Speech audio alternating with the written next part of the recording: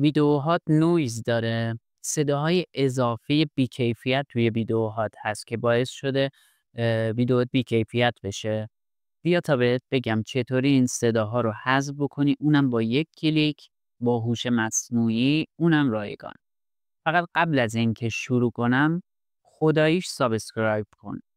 من کل زحمت میکشم، ویدیو درست میکنم با این انگیزه که شما سابسکرایب کنید. برای شما که ضرری نداره یک کلیک سابسکرایب، ولی برای من کلی باعث انگیزه میشه که ویدیوهای بعدی رو درست کنم. پس لطفاً قبل از شروع ویدیو سابسکرایب کنید. یه جورایی حق الناسه. ممنون میشم ازتون. خب بریم ادامه ویدیو رو ببینیم و بهتون بگم که چی کار باید بکنیم. خب ببینید ویدئویی که آماده کردین رو اول باید صداشو خارج کنین، یعنی تبدیلش کنین به صدا و اون صدا رو تغییرات روش انجام بدین و با کیفیتش کنین. پس وارد این سایت میشیم. ببین آدرس سایت رو اینجا نوشته freeconvert.com. وارد این سایت میشی، ویدیوت رو اینجا انتخاب میکنی. حالا هر ویدئویی هست راجع به هر موضوعی.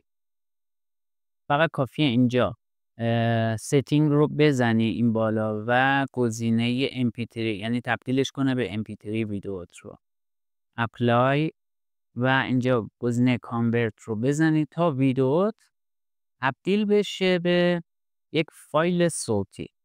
خب ببین الان ویدیوتون تبدیل شد به MP3 و فقط کافیه اینجا دانلود رو بزنین که داره دانلود میشه الان به همین راحتی. حالا وارد این سایت میشیم podcast.adobe.com. کافیه وارد این سایت بشیم. بذار من از اول بیارمش صفحه اول سایت رو. بعد از اینکه لاگین کردین توش، یعنی اول باید حتما لاگین کنین با جیمیلتون یا حالا ایمیل و در این قسمت گزینه Enhance Speech این رو انتخاب میکنید. حالا اینجا choose فایل، اینجا اون فایل صوتی که الان دانلود کردین رو، یعنی همون ویدیوتون که به فایل صوتی تبدیل شد، اون فایل صوتیش رو اینجا آپلود میکنین. حالا من یه نمونه ضبط کردم فقط برای این که شما متوجه بشین چقدر این سایت حرفه‌ایه.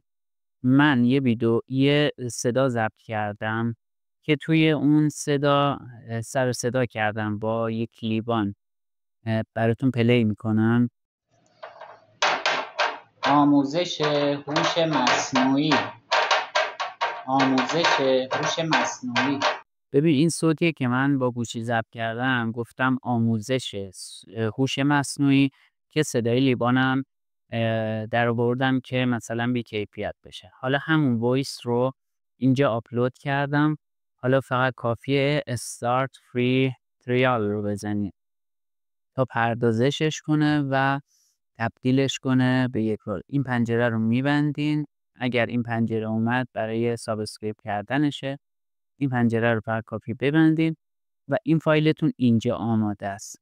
حالا ببینید همون صدایی که من الان پلی کردم که صدای لیوان توش بود، حالا پردازش شده توسط این سایت، با کیفیت شده. حالا ببینید، گوش بدین ببین چه جور شده.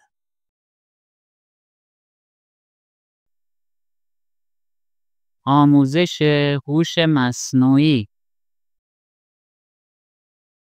پس توسط این سایت شما راحت میتونید حالا ویدیوتون رو با کیفیت کنید. پس اول اینطور بود که داخل سایت freeconvert.com ویدیوتون رو به فایل MP3 تبدیل میکنید.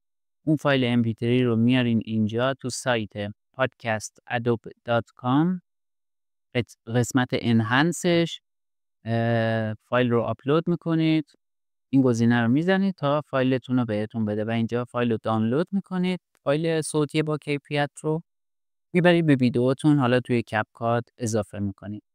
پس سابسکرایب کنید خدا وکیلی تا من انگیزه داشته باشم ویدیوهای بعدی رو هم براتون بذارم. ممنون که همراه من بودید.